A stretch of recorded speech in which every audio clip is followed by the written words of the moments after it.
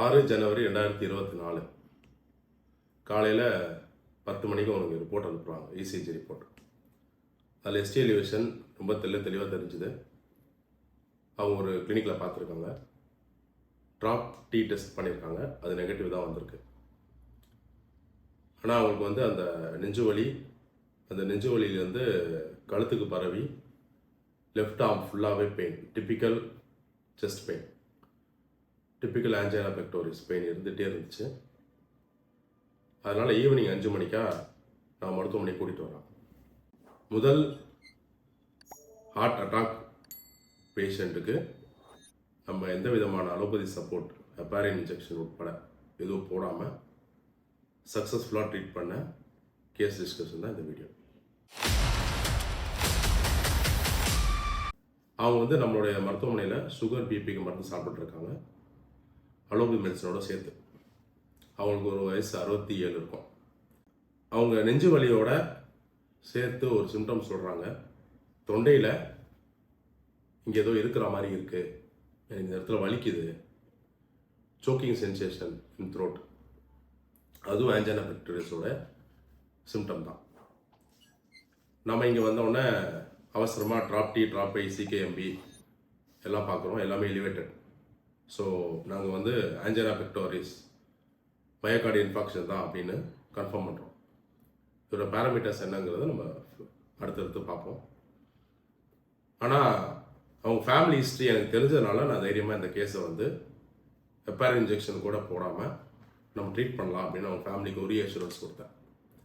எல்லாருக்கும் பண்ண முடியுமானா எல்லாருக்கும் பண்ண முடியாது. ஏன்னா இன்டர் பர்சனல் ரிலேஷன்ஷிப் தெரியாமல் ஒரு ஆஞ்சினா கேஸை ½ அன் ஹவரில் பெயினை குறைக்க முடியாது. அவங்களுக்கு வந்து ஒரே பையன், 2 பொண்ணுங்க. 2 பொண்ணுங்க பற்றி காலையில் கல்யாணம் ஆகிடுச்சு, அவங்க செட்டில் ஆகிட்டாங்க. ஆனால் அவங்க பையனுக்கு கல்யாணம் பண்ணிச்ச இடத்துல அவங்க மருமகளுக்கு அபாஷன் ஆகிக்கிட்டே இருக்குது. அவங்க நம்மளை ட்ரீட்மெண்ட் பார்க்குறாங்க, ஆனால் அபாஷன் ஆகிக்கிட்டே இருக்குது.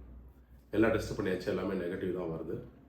ஒவ்வொரு முறை அபாஷன் ஆகும்போதும் அவங்களுக்கு வந்து ஒரு மன அழுத்தம் வந்துடுது. இந்த முறை அபாஷன் ஆகும்போது அவங்க சொன்ன வார்த்தைகள், நான் ரொம்ப ஆசையாக இருந்தேன், இப்போ எனக்கு கடவுள் மேலே கோபமாக இருக்குது, எவ்வளோ சாமி கும்பிட்டு என்ன பிரயோஜனம், எந்த பிரயோஜனமும் இல்லை, என்னால் வந்து தலை தூக்க முடியலை, அவங்களுக்கே ஏற்பட்ட அவமானம் மாதிரி அவங்க ஃபீல் பண்ண ஆரம்பிச்சிட்டாங்க. அதுதான் இந்த ஆஞ்சினா பெக்டோரிஸ்க்கான ரீசன். இடி மேலே இடி விழுது, தலை தூக்க முடியலை, இதுதான் அவங்க சொன்ன வார்த்தை. ரெக்கரண்டாக இந்த வார்த்தையை சொல்லிகிட்டே இருக்கு. இதை வச்சு இக்னேஷியா ஒன்னம் ஒரே ஒரு டோஸ் கொடுத்துட்டு மற்ற பேராமீட்டர்ஸ் பாருங்கள் அப்படின்னு சொல்லிட்டு நான் ஓபிக்கு வந்துட்டேன். ஒரு ½ அன் ஹவர் கழிச்சு திருப்பி போய் பார்க்குறேன். மேஜிக் மாதிரி அந்த தொண்டையில் இருந்த சோக்கிங் சென்சேஷன், தொண்டையில் இருந்த ஃபாரின் பாடி சென்சேஷன், தொண்டையில் எந்த விதம் டிஸ்கம்ஃபர்ட்டும் இல்லை, எல்லாம் சரியாயிடுச்சு. ஆனால் செஸ்ட் பெயின் இருக்குது, அந்த ரேடியேஷன் எல்லாமே இருக்குது. இப்போ முதல்ல நாங்கள் கொடுத்த மருந்து இக்னேஷியா, ஏன்னா மனசுக்கு தான் மருந்து கொடுக்கணும்னா இக்னேஷியா கொடுத்தோம். அடுத்தது பெத்தாலஜிக்கலாக இந்த கேஸ் எப்படி பார்த்தோம், சக்ஸஸ்ஃபுல்லாக அலோபதி டாக்டர்ஸோட சஜஷன் இல்லாமல் எப்படி இந்த கேஸை வந்து ஃபர்ஸ்ட் கேஸ் ஆஃப் மயோகார்டு இன்ஃபாக்ஷன் எப்படி சரி பண்ணோம் அப்படிங்கிறத டாக்டர் அமிர்தா இப்போ ரொம்ப டீட்டெயிலாக சொல்லுவாங்க. அவங்க வரும்போது அவங்க ப்ரெசனிங் கம்ப்ளைண்ட்ஸ் என்ன இருந்ததுன்னா, அவங்களுக்கு லெஃப்ட் சைட் செஸ்ட்டில் வந்து சிவியர் பெயின் இருந்தது. அந்த பெயின் டிப்பிக்கல் ரேடியேஷன் இருந்தது. நம்ம ஆல்ரெடி எப்பயும் பார்க்கறது போல் லெஃப்ட் ஆர்ம்க்கு ரேடியேட் ஆச்சு, left neck, left jaw, and அதே அட்ஜசன்ட் ஹார்ட்டுக்கு அதே பேக் சைடில் பெயின், அந்த மாதிரி ஒரு டிப்பிக்கல் ஆஞ்சினா பெயின் தான் அவங்களுக்கு இருந்தது வந்தப்போ. அதோடு சேர்த்து அவங்க செத்துருவோம், நான் செத்துருவேன்ற ஒரு பயம், அந்த ஃபியர் ஆஃப் டெத் ப்ராமினெண்ட்டாக இருந்தது. ரொம்ப பதட்டமாகவே இருந்தாங்க, ரொம்ப ஆன்ஷியஸாக இருந்தாங்க. ப்ளஸ் இந்த த்ரோட்லேருந்து இந்த சோக்கிங் சென்சேஷன் இருந்தது. வந்தோடனே நாங்கள் இசிஜி பார்த்தப்போ எஸ்சி எலிவேஷன் வந்து leads V2, V3, V4 and V5ல இருந்தது. அதாவது ஆண்ட்ரோலேட்ரல் இன்ஃபாக்டில் தான் இந்த லீட்ஸில் வந்து எஸ்சி எலிவேஷன் இருந்தால் ஆண்ட்ரோலேட்ரல் இன்ஃபாக்ட். ஸோ இந்த பேராமீட்டர்ஸ் வச்சு ஆண்ட்ரோலேட்ரல் இன்ஃபாக்ட் கன்ஃபார்ம் பண்ணிட்டு அப்புறம் இந்த பிளட் டெஸ்ட் சார் சொன்னார் இல்லையா, LDH, CKMB, அந்த பிளட் டெஸ்ட்டுக்கெல்லாம் நாங்கள் சாம்பிள்ஸ் கொடுத்தாச்சு. அது எல்லாமே கொஞ்சம் எலிவேட்டடாக தான் இருந்தது. அதோடு சேர்த்து இப்போது மயோகார்டியல் இன்ஃபாக்ஷன் வந்தாலே ஃபர்ஸ்ட் அண்ட் ஃபார்மோஸ்ட் திங் என்னன்னா அவங்க கம்ப்ளீட் பெட் ரெஸ்ட்ல இருக்கணும். அதுக்காக நாங்கள் வந்து யூரினரி கத்தீட்ரைசேஷன் போட்டுட்டு பேஷண்ட் வந்து கம்ப்ளீட்டாக இம்மொபிலைஸ் பண்ணி வச்சிருந்தோம். அதோடு சேர்த்து அவங்களுக்கு வந்து ஆக்சுவலி மயோகார்டியல் இன்ஃபாக்ஷன் பேஷண்ட்ஸ்க்கு வந்து ஆக்சிஜன் சப்போர்ட் ஸ்டார்ட் பண்ணணும். பட் நம்ம பேஷண்ட்க்கு வைட்டல்ஸ் எல்லாமே நார்மலாக இருந்தது. SpO2 98 இருந்ததுனால நாங்கள் வந்து ஆக்சிஜன் சப்போர்ட் எதுவுமே ஸ்டார்ட் பண்ணல. ஸோ அதே மாதிரி லைஃப் ஸ்பேஸ் இன்வெஸ்டிகேஷன்லாம் கேட்டு அவங்களோட மைண்ட் சிம்டம்ஸ் எல்லாம் வச்சு இக்னேஷியா கொடுத்தோன்னே நல்லாவே பெட்டர் ஆச்சு. அதோடு சேர்த்து அவங்க ஃபிசிக்கலாகவும் இம்மொபிலைஸ்டாகவும் இருந்தாங்க. அதுக்கப்புறம் இக்னேஷியாக்கு அப்புறமே வந்து அவங்களுக்கு சிம்டம்ஸ் எல்லாம் பெட்டர் ஆயிடுச்சு. இப்போ செஸ்ட் பெயின் வந்து லெஃப்ட் சைடு இருந்துட்டே இருந்தது, லெஃப்ட் சைடு டர்ன் பண்ணி படுத்தா செஸ்ட் பெயின் இருந்தது, காஃப் பண்ணப்போ செஸ்ட் பெயின் இருந்தது, ஸ்னீசிங் பண்ணுறப்போ, அதாவது எப்பெல்லாம் ஒரு கார்டியாக் மசில் ஸ்ட்ரெயின் ஆகும், இருமுறப்போ தும்முறப்போ எப்பெல்லாம் ஸ்ட்ரெயின் ஆகுமோ அப்பெல்லாமே அந்த பெயின் இருந்துட்டே இருந்தது. ஸோ இக்னேஷியா பொறுத்து இந்த சிம்டம்ஸ் எல்லாம் பெட்டர் ஆச்சு. நெக்ஸ்ட் என்ன பண்ணலாம்னு சொல்லிட்டு ரெப்பட்ரைஸ் பண்ணப்போ ஆர்னிகா வந்தது. ரெப்பட்ரைசேஷன் இந்த மாதிரி லெஃப்ட் சைட் டர்ன் பண்ணி படுக்கிறது அதெல்லாம். ஆர்னிகா வந்து சார்பிட்ரேட் ஆஃப் ஹோமியோபதின்னு சொல்லுவாங்க இல்லையா. ஸோ ஆர்னிகாவோட மெட்ரோமெடிக்கால என்ன இருக்கும்னா traumatism of grief, remorse, sudden realisation of a financial loss. So நம்ம எல்லாருமே ஆர்னிகா தெரியும், இன்ஜுரி ரெமெடி அப்படின்னு தெரியும். பட் இங்கே இன்ஜுரின்றது ஃபிசிக்கல் லெவலில் மட்டும் கிடையாது, மென்டல் லெவலில் இன்ஜுரி இருந்தாலும் ஆர்னிகா, மைண்ட் லெவலில் ஒரு இன்ஜுரி ஆர்னிகா. அதே மாதிரி mentally and emotionally, physical injury மட்டும் கிடையாது, மென்டல் இன்ஜுரிக்கும் அதே மாதிரி தான் ஆர்னிகா. வெளியே எக்ஸ்டர்னல் இன்ஜுரி மட்டும் கிடையாது, ஹார்ட் மசில்ல damage, heart muscle injury arnica. Plus அதே மாதிரி அந்த கிரீஃப்க்கு அப்புறம் அந்த ஆன்ஜினா பெக்டோரஸ், அதே டிபிக்கல் லெஃப்ட் சைடு எக்ஸ்டென்ஷன் அதெல்லாம் இருந்ததுனால ஆர்னிகா 30 வந்து ஆக்வால் வந்து ஸ்டார்ட் பண்ணும். ஆர்னிகா 30 ஸ்டார்ட் பண்ணதுக்கு அப்புறமே வந்து இன்னும் பெட்டர் ஆச்சு, எல்லாமே குறைஞ்சிட்டே வந்தது. ஹார்ட் பெயின், அந்த செஸ்ட் பெயின்லாம் நல்லாவே குறைஞ்சிருச்சு. அவங்களுக்கு அந்த ஃபியர் ஆஃப் டெத், அந்த ஆங்ஸைட்டி அதெல்லாமே நல்லாவே குறைஞ்சிருச்சு. அதோட சேர்த்து நாங்கள் கிரெட்டாகஸ் கியூ வந்து கண்டினியூ பண்ணிட்டு இருந்தோம். 3 times a day கிரெட்டாகஸ் மதர் டிங்க்சர் வந்து கொடுத்தோம். அது ஏன்னா அந்த இண்டிகேஷன்ஸ் வந்து ஹார்ட் டானிக், அதிரோஸ்க்ளெரோட்டிக், போரிக்ல வந்து ஒரு ஸ்பெசிஃபிக்காக ஒரு லைன் இருக்கும். It is said to have a powerful solvent action over the crustaceous and calcareous deposits. So இப்போ ஹார்ட் அட்டாக், அதாவது காமனாக நம்ம கொலோக்கியலாக ஹார்ட் அட்டாக்னு சொல்கிறோம். மயோகார்டியல் இன்ஃபாக்ஷனில் 3 ஸ்டேஜ் இருக்குது. ஃபர்ஸ்ட் என்னன்னு பார்த்தீங்கன்னா மயோகார்டியல் இஸ்கீமியா, செகண்ட் வந்து மயோகார்டியல் இன்ஜுரி, தேர்ட் வந்து மயோகார்டியல் இன்ஃபாக்ஷன். ஸோ இஸ்கீமியா அதாவது ஃபர்ஸ்ட் ஸ்டேஜ் என்னன்னா, இஸ்கீமியானா என்னன்னா பேசிக்காக சொல்லணும்னா ஒரு பார்ட்டுக்கு ரத்தம் போகாமல் இருந்தால் அது வந்து இஸ்கீமியான்னு சொல்லுவாங்க. ஸோ எப்போ ஹார்ட் மசிலுக்கு வந்து ரத்தம் போகாமல் இருக்கோ அது இஸ்கீமியான்னு சொல்லுவாங்க. ஸோ இஸ்கீமியா ஒரு நேரத்துக்கு மேலே இருந்துகிட்டே இருக்குது, ரத்தம் போகாமலே இருக்குன்னா அந்த ஹார்ட் மசிலுக்கு ரத்தம் போகாததுனால ஒரு இன்ஜூரி நடக்கும், அடிப்படுது மசில் வால் ஹார்ட் மசிலில், அது வந்து மயோகார்டியல் இன்ஜூரின்னு சொல்லுவாங்க. அதையும் தாண்டி இன்ஜூரி ஆனதுக்கு அப்புறமே வந்து பிளட் வெசல்ல ரத்தம் போகாமலே இருக்கு ஹார்ட்டுக்கு அப்படின்னா அது வந்து இன்ஃபாக்ஷனா மாறிடும். ஸோ இன்ஃபாக்ஷனா பேசிக்கா என்னன்னா டிஷ்யூ டெத், அது நெக்ரோசிஸ்ன்னு சொல்லுவாங்க. ஹார்ட் மசில் டேமேஜ் ஆயிடுச்சு, ரத்தம் போகாம ஹார்ட் மசில் இறந்துருச்சு, அவ்வளவுதான். இதுதான் வந்து ஹார்ட் அட்டாக்.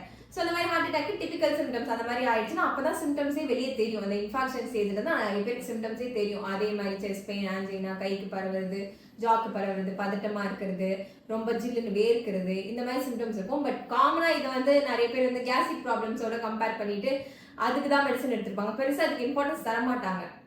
ஸோ இதுதான் ஆன்ஜினா பெக்டோரஸ். ஸோ இதுக்கு வந்து என்னன்னா 2 டைப்ஸ் இருக்கு, type 1 and type 2. Myocardial infarction 2 types இருக்கு. அதில் டைப் 1 பார்த்தீங்கன்னா கொரோனரி ஆர்டரி டிசீஸ்னால வருது ஆன்ஜினா பெக்டோரஸ். கொரோனரி ஆர்டரி டிசீஸ் அப்படின்னா என்னன்னு கேட்டிங்கன்னா ஹார்ட்டுக்கு சப்ளை பண்ற பிளட் வெசல் பேரு கொரோனரி ஆர்டரின்னு சொல்லுவாங்க. அந்த கொரோனரி ஆர்டரியில ஏதோ ஒரு அடைப்பு இருந்தா ஹார்ட் அட்டாக் வரலாம். இந்த அதே மாதிரி ரத்தம் போகாம இருக்கும், இன்ஜூரி ஆகும், இன்ஃபாக்ஷன் ஆகும். இது வந்து டைப் 1. அந்த அடைப்பு எதனால வேணா ஆகலாம், அது முதல்ல. ரெண்டாவது டைப் என்னன்னா ஸ்பாசம்னு சொல்லுவாங்க, கொரோனரி ஆர்டரி ஸ்பாசம். இங்க வந்து அடைப்பு எதுவுமே இருக்காது, அந்த ரத்த குழாய் சுருங்கிடுச்சுன்னா ரத்தம் போகாது, ரத்தம் போகலன்னா அதே மாதிரி ரத்தம் போகல, இன்ஜூரி, இன்ஃபாக்ஷன், இதே மாதிரி கண்டிஷன்ஸ் தான் வரும். ஸோ இது யாருக்கெல்லாம் வரலாம் இந்த ஹார்ட் அட்டாக் பார்த்தீங்கன்னா ஆல்கஹால் எடுக்கிறவங்க, ஸ்மோக்கிங், ஒபிசிட்டி, உடல் பருமன் ஜாஸ்தி இருக்கிறவங்களுக்கு, ஒபிசிட்டி இருக்கவங்களுக்கு, இந்த மாதிரி கண்டிஷன்ஸ். அதே மாதிரி பிபி ரொம்ப நாள் ஜாஸ்தியா இருக்கு, அதை கண்டுக்காம விட்டீங்கன்னா, சுகர் ஜாஸ்தியா இருக்கு, அதை கண்டுக்காம விட்டீங்கன்னா, இந்த மாதிரி கம்ப்ளைண்ட்ஸ் எல்லாம் இருந்தால் உங்களுக்கு ஹார்ட் அட்டாக் எப்போ வேணாலும் அதெல்லாம் ரிஸ்க் ஃபேக்டர்ஸ் சொல்லுவாங்க. இதெல்லாம் இருந்தால் அவங்களுக்கும் வரதுக்கு வாய்ப்பு இருக்குன்ற மாதிரி. அதே மாதிரி பிசிக்கல் ஆக்டிவிட்டி இல்லாமல் இருக்கிறவங்க அவங்களுக்கும் வரதுக்கு வாய்ப்பு இருக்கு. இதை தவிர இன்னொன்று என்ன பார்த்தீங்க, எமோஷனல் காசஸ் நிறையவே ஹார்ட் அட்டாக்ஸ் காசஸாக இருக்கு. ஒரு ஃபினான்ஷியல் லாஸ், பண பிரச்சனை இருக்கு, வீட்டுக்குள்ள ஏதோ பிரச்சனை இருக்கு, அவங்க ரொம்ப டிப்ரெஸ்டா இருக்காங்க, அந்த மாதிரி கண்டிஷன்ஸ்லயும் ஹார்ட் மசில் டேமேஜ் ஆகிறதுக்கு வாய்ப்பு இருக்கு. இந்த மாதிரி கண்டிஷன்ல என்னன்னு பாத்தீங்கன்னா சடனா இப்போ இந்த மாதிரி எனக்கு ஒரு லாஸ் வருது, உடனே டெபாசிட் ஆகி கொரோனரி ஆர்டரி டிசீஸ் வந்துருமானா கிடையாது. இந்த மாதிரி கண்டிஷன்ல வாசோஸ்பாசம் வரும், இந்த ஆர்டீரியல் ஸ்பாசம்னு சொல்றோம் இல்லையா, கொரோனரி ஆர்டரி ஸ்பாசம் வந்து ரத்தம் போகாம ஹார்ட் அட்டாக் வரலாம். ஸோ இதுவுமே ஒரு காஸ் தான். ஸோ அதை ஃபோக்கஸ் பண்ணி தான் நாங்கள் வந்து ஹோமியோபதியில வந்தாலே மைண்டும் வந்து கேட்கறதுக்கு காரணம் அதுதான். நான் எல்லாருக்குமே கொரோனரி ஆர்டரி டிசீஸ் அந்த அப்செப்ஷன் இருக்கணும்னு அவசியம் இல்லை. இந்த மாதிரி அக்யூட் ஸ்ட்ரெஸ் ஆர் எமர்ஜென்சி அந்த மாதிரி கண்டிஷன்ல ஏதாவது டிப்ரெஷன் இருக்கிறப்போ கொரோனரி ஆர்டரி ஸ்பாசம் வரதுனால கூட இன்ஃபாக்ஷன் வரலாம். ஸோ இந்த மாதிரி கண்டிஷன்லாம் இருக்குது. அவங்களுக்கு வந்து அப்புறம் பிளட் டெஸ்ட் ரிப்போர்ட்ஸ் வந்தது. அவங்க பிளட் டெஸ்ட் ரிப்போர்ட்ஸ் பார்த்தீங்கன்னா சிஆர்பி வந்து மைல்ட்லி எலிவேட்டடாக இருந்தது. சிஆர்பி வந்து ஆக்சுவலி 5 இருக்கணும், பட் அவங்களுக்கு வந்து 6.2 இருந்தது. ட்ரோபோனின் ஐ வந்து பாசிட்டிவாக இருந்தது. அண்ட் சிகேஎம்பினா என்னன்னா அது வந்து கார்டியாக் மார்க்கர். ஸோ எவ்வளோ தூரம் நம்ம கார்டியாக் மசில் அந்த அடிபட்டிருக்கு, எவ்வளோ இன்ஜுரி ஆகியிருக்குன்றதை காட்டுறதுக்கு வந்து சிகேஎம்பி. அது வந்து நார்மல் பர்சன்ஸ்க்கு 24க்குள்ள இருக்கணும். பட் நம்ம பேஷண்ட்க்கு வந்து 155 இருந்தது. அதே மாதிரி எல்டிஹெச்னு ஒரு என்சைம் இருக்குது, அது வந்து லாக்டேட் டீஹைட்ரோஜனேஸ்னு சொல்லுவாங்க. அதுவுமே ஒரு கார்டியாக் மார்க்கர். அது வந்து நார்மலாக 360 360க்குள்ளே இருக்கணும். நம்ம பேஷண்ட்க்கு அது டபுள் டைம்ஸ் இருந்தது, 684 இருந்தது. அண்ட் இன்னொன்று NT-proBNP என்னன்னா அது வந்து ஹார்ட் ஃபெயிலியர் போகிற அளவுக்கு இருக்கான்றது பார்க்கறதுக்கு தான் NT-proBNP. அதுவுமே அவங்களுக்கு அதிகமாக இருந்தது. அது நார்மலாக 125க்குள்ளே இருக்கணும், 125க்குள்ளே இருக்கணும். பட் நம்ம பேஷண்ட்க்கு 773 இருந்தது. ஸோ இவ்வளோ மோசமாக இருந்தது. டி டைமரும் எடுத்து பார்த்தோம், ஏன்னா கிளாட்டிங்ஸ் ஏதாவது அதிகமாக இருக்குமா அப்படின்னு சொல்லிட்டு டி டைமர் நார்மலாக தான் இருந்தது. ஸோ இதெல்லாம் வச்சு அவங்களுக்கு கன்ஃபார்ம் அது ஆஞ்சைனா பெக்டோரிஸ் தான். முன்னாடி எடுத்தப்போ ட்ரோபோனின் வந்து நெகட்டிவாக இருந்தது, பட் இப்போ பாசிட்டிவாக இருக்குது. ST எலிவேஷன் லீட்ஸ் எல்லாமே இருந்தது. ப்ளஸ் நாங்கள் நெக்ஸ்ட் ஸ்டார்ட் பண்ணது என்னன்னா, இந்த throat soaking cardiac pain with ஒரு ரூப்ரிக், அதாவது கார்டியக் பெயின் இருக்கிறப்போ த்ரோட்டில் சோக்கிங் அப்படின்னு ரூப்ரிக்கில் 2 மெடிசன் தான், argentum nitricum and cactus. So இதில் கேக்டஸோட மெட்ராமெடிக்கா பார்த்தீங்கன்னா acts on the circular muscle fibres. எங்கெல்லாம் நம்ம உடம்புல சர்க்குலர் மசில் ஃபைபர்ஸ் இருக்கும், உடம்புல அது டயஃப்ரம்ல இருக்கலாம், ஹார்ட்ல இருக்கலாம், எங்கெல்லாம் சர்க்குலர் மசில் ஃபைபர்ஸ் இருக்கோ அங்கெல்லாம் ஆக்ட் பண்ணும். அண்ட் ஆக்ட் பண்ணி அங்கே கன்ஸ்ட்ரிக்ஷன் காஸ் பண்ணும். ஸோ இதில் நான் சொன்னேன் இல்லையா, டைப் 1 அண்ட் டைப் 2 இருக்குது. அதில் டைப் 2ல் வாசோஸ்பாசம் நடக்குது, அதாவது ஆர்ட்ரியில் ஒரு கன்ஸ்ட்ரிக்ஷன் நடக்குது, ஒரு சுருக்கம். ஸோ அதோட பேத்தாலஜியோட கரஸ்பாண்ட் ஆகிறது தான் கேக்டஸ். கேக்டஸில் வந்து ஹார்ட் மசில்ல அந்த ஹார்ட் பிளட் வெசல்ல ஒரு கன்ஸ்ட்ரிக்ஷன், அந்த கன்ஸ்ட்ரிக்ஷனால ரத்தம் போகாம ப்ராப்ளம்ஸ் வந்ததுன்னா கேக்டஸ் தான் medicine. So acts on the circular muscle fibres of the heart, constriction in the heart and arteries. Main என்னன்னா heart affections with sadness and melancholy. இதுவுமே வெட்ரமெடிக்கல் ரொம்ப அழகாக கொடுத்துருக்காங்க. சேட்னஸ் அண்ட் மெலங்கொலிக்கு அப்புறம் ஹார்ட் அஃபெக்ஷன்ஸ் வருது. ஸோ இதுலேருந்தே தெரியுது ஒரு சேட்னஸ் அண்ட் மெலங்கொலிக்கு அப்புறம் வாசோஸ்பாசம் வந்து வாசோஸ்பாசம்னால அவங்களுக்கு ஹார்ட் அட்டாக்ஸ் வருது. ஸோ கேக்டஸ் தான் மெடிசன். பத்தாலஜியும் கரஸ்பாண்ட் ஆகும் அண்ட் சிம்டம்ஸும் கரஸ்பாண்ட் ஆகும். ஸோ கேக்டஸ் 30 வந்து ஸ்டார்ட் பண்ணோம். கேக்டஸ் 30 ஆக்வாவில் வந்து ஸ்டார்ட் பண்ணோம். அது போயிட்டே இருந்தது, பெட்டர்மெண்ட் இருந்துகிட்டே இருந்தது நல்லாவே. பட் கத்தீட்ரைசேஷனில் தான் இருந்தாங்க. அவங்க நாங்கள் மூவ் பண்ண விடல. ஒரு 3 days வரைக்குமே யூரினரி கத்தீட்டரில் தான் இருந்தாங்க. அவங்க ஃபுல் பெட் ரெஸ்ட்டில் தான் இருந்தாங்க. என்ன ஆச்சுன்னா அவங்க வந்து அட்மிட் ஆனது 7 January வந்து என்ன ஆச்சுன்னா அவங்களுக்கு சடனாக ஃபீவர் டெவலப் ஆச்சு. ஸோ இப்போ இத்தனை நாள் வந்தது வந்து ஒரு ஹார்ட் கம்ப்ளைண்ட்காக வந்தாங்க, இப்போ திடீர்னு ஒரு ஃபீவர் டெவலப் ஆகுது. இப்போ இந்த டைமில் இதுக்கு தான் வந்து பெத்தாலஜி இம்பார்ட்டன்ட்னு சொல்கிறது எதுக்காகன்னா, ஒரு ஹார்ட் பேஷண்ட்டில் ஃபீவர் வருதுன்னா அந்த ஃபீவரை நான் வந்து ஒரு தனி என்டிட்டியாக பார்க்கக்கூடாது. ஏன்னா ஃபீவர்ன்றது இந்த மயோகார்டியல் இன்ஃபாக்ஷனோட ஒரு சீக்வெல். அதாவது ஹார்ட் மசில் டேமேஜ் ஆகியிருக்கு இல்லையா, அந்த இன்ஃபாக்ஷன்னால வர அந்த இரிட்டேஷன்னால டெவலப் ஆகிற ஃபீவர் தான் வந்து இப்போ வந்திருக்க ஃபீவர். அதை வந்து போஸ்ட் இன்ஃபாக்ட் ஃபீவர்னு சொல்லுவாங்க. ஸோ போஸ்ட் இன்ஃபாக்ட் ஃபீவர் அதுக்குமே சிம்டமட்டாலஜிக்கலாக நம்ம ஹோமியோபதியில் ட்ரீட் பண்ணதுனால அவங்களுக்கு சிம்டம்ஸ் பார்த்துப்போம். அவங்களுக்கு சில்ஸ் தான் ரொம்ப அதிகமாக இருந்தது, ரொம்ப ஷிவரிங் இருந்தது, கொஞ்சம் லைட்டாக காற்று பட்டா கூட ரொம்ப குளிர ஆரம்பிக்கும், போத்திட்டு தான் படுத்திருந்தாங்க, ஃபுல்லாக போத்திட்டு படுத்திருப்பாங்க, ஃபேன் வேணான்னு சொல்லிட்டு ஆஃப் பண்ணிட்டாங்க. ஸோ இந்த சிம்டம்ஸ் எல்லாம் வச்சு ஹெப்பாசெல்ட் தான் கொடுத்தோம். ஹெப்பாசெல்ட் 200 ஆக்வாவில் ஸ்டார்ட் பண்ணோம். அண்ட் அதில் வந்து ஃபீவர் வந்து செட்டில் ஆயிடுச்சு. 1 day வந்து ஃபீவர் வந்து செட்டில் ஆயிடுச்சு. அதுக்கப்புறமே வந்து கேக்டஸ் தான் நாங்கள் கண்டினியூ பண்ணிட்டே இருந்தோம். அதுக்கப்புறம் 9th January அப்போ வந்து நாங்கள் எக்கோ காமிச்சோம். பேஷண்ட் கத்தீட்ரைசேஷன்லாம் எடுத்தாச்சு, எக்கோக்கு அனுப்பணும். ஏன்னா இன்னொன்று main complication of myocardial infarction என்னன்னா, இன்ஃபாக்ஷன் வந்துருச்சுன்னா அந்த பகுதி ஹார்ட் வந்து துடிக்காது, ஏகைனெட்டிக் சொல்லுவாங்க, மூமெண்ட் இருக்காது. ஸோ எந்த இடத்துல மூமெண்ட் இல்லையோ அந்த இடத்துல பிளட் கிளாட் ஃபார்ம் ஆகிறதுக்கான வாய்ப்புகள் ரொம்ப ஜாஸ்தி. ஸோ அதையும் நம்ம வந்து மைண்டில் வச்சுக்கணும். ஸோ எப்போ வேணால் அந்த பிளட் கிளாட் ஃபார்ம் ஆகலாம், அந்த ஃபார்ம் ஆன பிளட் கிளாட் உடம்புல வேற எங்கேயாவது போய் டிஸ்சார்ஜ் ஆகலாம். ஸோ இந்த மாதிரி கண்டிஷன்ஸ், இதே காம்ப்ளிகேஷனோட நான் ஆல்ரெடி ஒரு கேஸ் வந்திருக்காங்க இங்கே அதே காம்ப்ளிகேஷனோட. ஸோ அதையும் நம்ம பார்த்துணுன்றதுக்காக ஒரு வாட்டி எக்கோ காமிச்சோம். எக்கோவில் வந்து ரிப்போர்ட்ஸ் வந்தது, த்ரோம்பஸ் எதுவுமே இல்லை லெஃப்ட் வென்ட்ரிக்கலில், but akinetic distal interventricular septum and left வென்ட்ரிக்கலில் ஏகைனீசியா இருந்தது. பட் அது காமன் தான், ஒரு மயோகார்டியல் இன்ஃபாக்ஷன் வந்த பேஷண்ட்ல ஏகைனீசியா இருக்கிறது காமன். ஆனால் கிளினிக்கலி வந்து பெட்டர் ஆயிடுச்சு. கேக்டஸ்லேயே வந்து எல்லா சிம்டம்ஸுமே வந்து பெட்டர் ஆக ஆரம்பிச்சிச்சு. அவங்க ஆல்மோஸ்ட் ஃபைன், காஃப் பண்ணாலும் பெயின் இல்லை, ஸ்னீஸ் பண்ணாலும் பெயின் இல்லை. கத்தீட்டர் எடுத்ததுக்கப்புறம் அவங்க பெட்ல இருந்து ரெஸ்ட் ரூமுக்கு மட்டும் கொஞ்சம் தூரம் நடக்க வச்சு பார்த்தோம், அப்பயும் பெயின் இல்லை. அடுத்த டே வந்து ஃபுல்லாக ஹால்வே வெயிட்டிங் ஏரியாலையும் நடக்க வச்சோம், அப்பயும் பெயின் இல்லை. ஏன்னா நம்ம டிஸ்சார்ஜ் பண்ணிடக்கூடாது, ஏன்னா உங்களுக்கு நடத்து எக்ஸர்ட் ஆனாலும் உங்களுக்கு பெயின் வராமல் இருக்கான்னு பார்க்கறது தான் முதல்ல. ஸோ அவங்க நடக்க வச்சும் பார்த்தோம், அப்பயும் பெயின் வரல. அதுக்கப்புறம் தான் நாங்கள் டிஸ்சார்ஜ் பண்ணோமே. டிஸ்சார்ஜ் பண்ணுறதுக்கு முன்னாடி திருப்பி ஒரு வாட்டி இந்த கார்டியாக் மார்க்கர்ஸ் எல்லாமே ரிப்பீட் பண்ணி பார்த்தோம். ரிப்பீட் பண்ணி பார்த்ததுல சிகேஎம்பி நான் ஆல்ரெடி சொல்லியிருந்தேன் இல்லையா, சிகேஎம்பி வந்து 155 இருந்தது முன்னாடி. இப்போ எடுத்தப்போ 31, ஆல்மோஸ்ட் நார்மல், ஆல்மோஸ்ட் இல்லை normal 31. Next LDH lactate dehydrogenase சொன்னேன் இல்லையா, டபுள் டைம்ஸ் இருக்குன்னு சொல்லிட்டு 684 இருந்தது முன்னாடி. அண்ட் இப்போ டிஸ்சார்ஜ் பண்ணுறதுக்கு முன்னாடி பார்த்தப்போ 332, அதுவுமே வித்தின் நார்மல் லிமிட்ஸ், ரெண்டுமே நார்மல் ஆயிடுச்சு. அண்ட் அவங்களுக்கு எந்த கம்ப்ளைண்ட்டும் இல்லாதனால நாங்கள் டிஸ்சார்ஜ் பண்ணிட்டோம். அவங்க பிபி நார்மலாக இருந்தது. அண்ட் இந்த ஹாஸ்பிட்டல் ஸ்டே ஃபுல்லாகவே அவங்க சுகர் மானிட்டர் பண்ணிகிட்டே இருந்தோம், அவங்க வைட்டல்ஸ் மானிட்டர் பண்ணிட்டு இருந்தோம். அண்ட் அவங்க டயட் அதுக்கேற்ற மாதிரி, ஏன்னா டயபிட்டிஸ் இருக்கிற மாதிரி அதுக்கேற்ற மாதிரி டயட் தான், மில்லட் ஃபுட்ஸ் தான் கொடுத்துட்டு இருந்தோம் ஃபுல்லாகவே. Daily fasting, CBG, post prandial, random பார்த்துட்டே தான் இருப்போம் சுகர். ஏன்னா அதுவுமே வந்து கண்டிஷன்ஸ் வர்ஸ் ஆகும் இல்லையா, ஸோ அதனால் ஃபுல்லாக மானிட்டரிங்லாம் இருந்தாங்க பேஷண்ட். டிஸ்சார்ஜ் ஆகிட்டாங்க. டிஸ்சார்ஜ் ஆகிட்டு 2 வீக்ஸ் கழிச்சு நாங்கள் வந்து ஃபாலோஅப்புக்கு வர சொல்லியிருந்தோம். பட் ஸ்ட்ரிக்டாக அட்வைஸ் என்னன்னா, படி ஏறக்கூடாது, இறங்கக்கூடாது, வெயிட் தூக்கக்கூடாது, அந்த மாதிரி ஒரு ஸ்ட்ரிக்ட் ரெஸ்ட்ரிக்ஷன் சொல்லி தான் அனுப்பிச்சோம். வீட்டுக்கு போனாலும் அதே மாதிரி தான் இருக்கணும். அவங்க 2 வீக்ஸ்க்கு அப்புறம் திருப்பி ஃபாலோஅப் வந்தாங்க. February 17 வந்து ஓபிக்கு வந்தாங்க. வந்தப்போ ஷி வாஸ் கம்ப்ளீட்லி ஃபைன், அவங்களுக்கு பெயின் இல்லை, எதுவுமே இல்லை, நார்மலாக இருந்தாங்க. திருப்பி ஒரு வாட்டி இசிஜி ரிப்பீட் பண்ணோம்.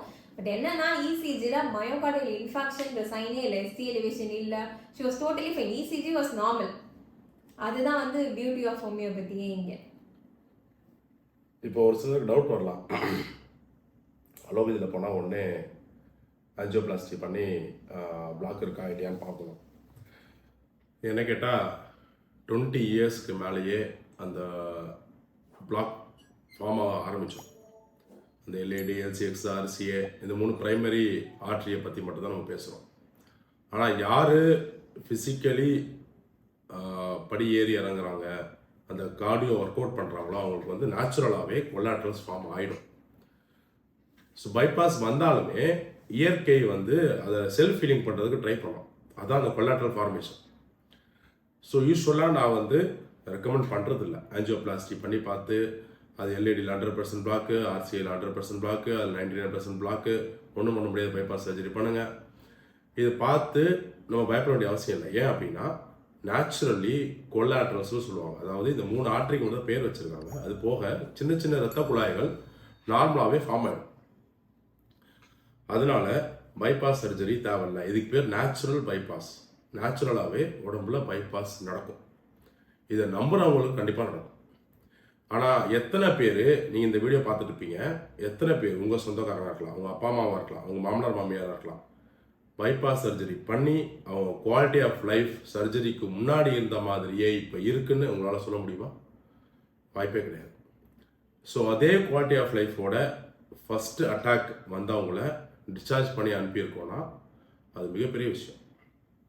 இது வந்து எங்கள் டீம் ஆஃப் டாக்டர்ஸ்க்கு அப்ளாஸ் பண்ணோம்.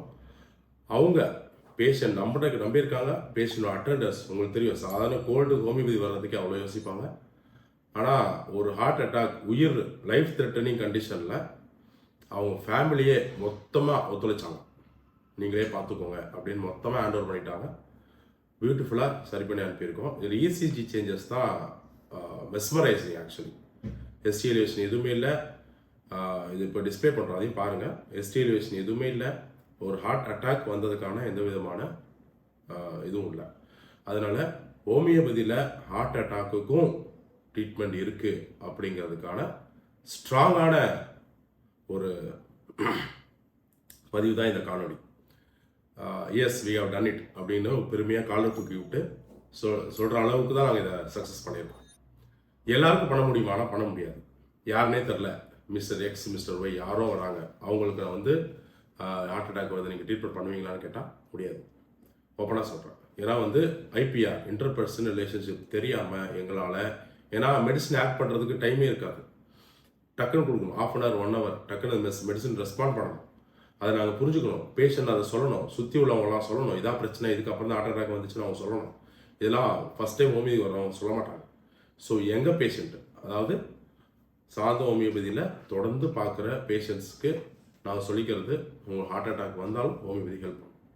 ஸோ மற்றவங்க ட்ரீட்மெண்ட் பண்ண மாட்டீங்களா அப்படின்னு கேட்டிங்க அப்படின்னா பண்ணுவோம். எப்போனா நீங்கள் வந்து ஃபஸ்ட் எய்ட் பண்ணிட்டு வரணும். ஹெப்பாரின் இன்ஜெக்ஷனோ அவங்க என்னெல்லாம் பண்ணுறாங்களோ, ஆஞ்சியோபிளாஸ்டி கூட பண்ணிவிட்டு இல்லை எதுவுமே பண்ண முடியாது, ஹார்ட் எஜெக்ஷன் ஃப்ராக்ஷன் சொல்லுவாங்க, அது வந்து 25 தான் இருக்குது, 30 தான் இருக்குது. லாஸ்ட் கேஸ் ஒன்று பார்த்துருப்பீங்க, 3rd அட்டாக் ரெக்கவரி, அந்த மாதிரி எதுவுமே பண்ண முடியாது அலோபதியில் அப்படின்னா கண்டிப்பாக நாங்கள் பண்ணுவோம். அதுமாரி பைபாஸ் சர்ஜரி தான் அட்வைஸ் பண்ணியிருக்காங்க. பைபாஸ் சர்ஜரி இல்லாமல் உங்களால் இவங்களை வந்து ஒரு 10 வருஷம் வச்சுக்க முடியுமா? கண்டிப்பாக முடியும். அதில் வந்து எந்த ஒரு டவுட்டும் கிடையாது. ஸோ ஹோமியோபதியில் ஹார்ட்டுக்கு மெடிசன் இருக்குது அப்படிங்கிறத பதிவு சென்ற காணொலி தான் இது. அடுத்த டிஸ்கஷன் சந்திப்போம். நன்றி, வணக்கம்.